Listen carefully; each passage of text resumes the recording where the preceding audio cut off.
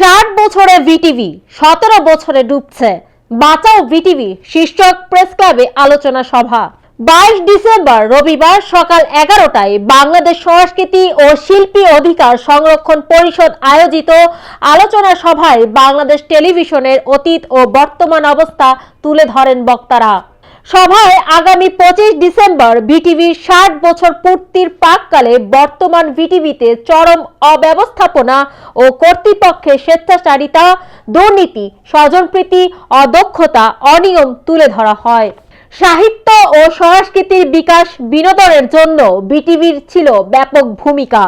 বিশেষ করে 70 ও 80 এর দশকে বিটিভির বিভিন্ন নাটক, গান ও ম্যাগাজিন অনুষ্ঠানের মধ্য দিয়ে বাংলাদেশে অনেক কালজয়ী গান, নাটক, শিল্পী ও কলা কুশলীর জন্ম দিয়েছে।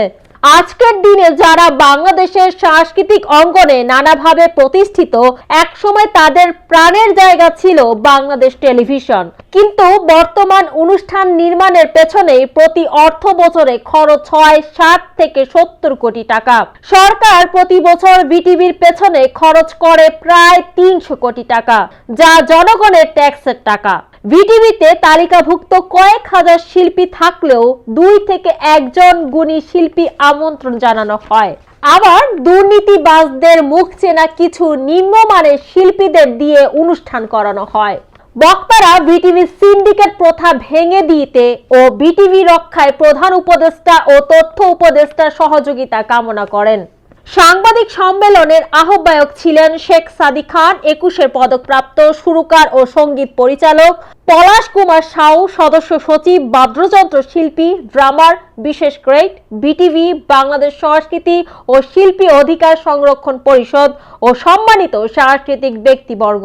টেলিভিশনের যে জনপ্রিয়তা আমরা দেখে এসেছি আমাদের ছোটবেলা থেকে, তা ছিল বিস্ময়কর।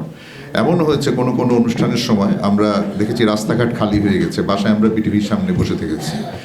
একটা অনুষ্ঠানে এত বিজ্ঞাপন আসতো যে 40 মিনিট বিজ্ঞাপন দেখে 15 মিনিট দেখতাম মূল প্রোগ্রাম। আর এখন 40 মিনিটের অনুষ্ঠান শুধু অনুষ্ঠানই হয়, 4 সেকেন্ডেরও বিজ্ঞাপন দেখলাম না। এটাতেই বোঝা যায় যে এত প্রমাণের দরকার নেই। আর আজকে অনেক সাংবাদিক এসছেন, সবাইকে ধন্যবাদ ও কৃতজ্ঞতা জানাচ্ছি। আমার খুব জানতে ইচ্ছে করছে যে আমাদের আন্দোলনটা তো হচ্ছে ঠিক বিটিভির বিরুদ্ধে নয়, দুর্নীতির বিরুদ্ধে। তো বিটিভির কি কোনো সাংবাদিক বা ক্যামেরা এখানে এসছে? কারণ আমাদের নিজেদের ঘরেও যদি সমস্যা থাকে, আমাদের নিজেদের তো সচেতন হতে হবে। আর এটা তো কোনো অন্যায় আবদার নয় যে আমরা ঘুষ নেয়া দেখতে চাই না, আমরা দুর্নীতি চাই না, আমরা ওই বানানো বাজেট দেখতে চাই না, শিল্পীদের প্রতারিত, প্রবঞ্চিত, অবহেলিত, অপমানিত, অসম্মানিত করা দেখতে চাই না। এটা তো কোনো অন্যায় আবদার নয়। তো সেই আবদারের পক্ষে বিটিভির কর্তৃপক্ষ কেন সংহতি প্রকাশ করবে না? টেলিভিশনের একটি জাতীয় প্রতিষ্ঠান, এটা গণমানুষের প্রতিষ্ঠান, শিল্পীদের প্রতিষ্ঠান। একটি প্রতিষ্ঠান এইভাবে নিমজ্জিত হয়ে যাবে, সেটা আমরা যেমন মানতে পারি না, আপনারাও আশা করি মানবেন না। কারণ আপনারা আমাদের দলেরই মানুষ, আপনারা মিডিয়াতেই কাজ করেন। মৌমিতা তন্নি, জিবিসি টিভি, ঢাকা।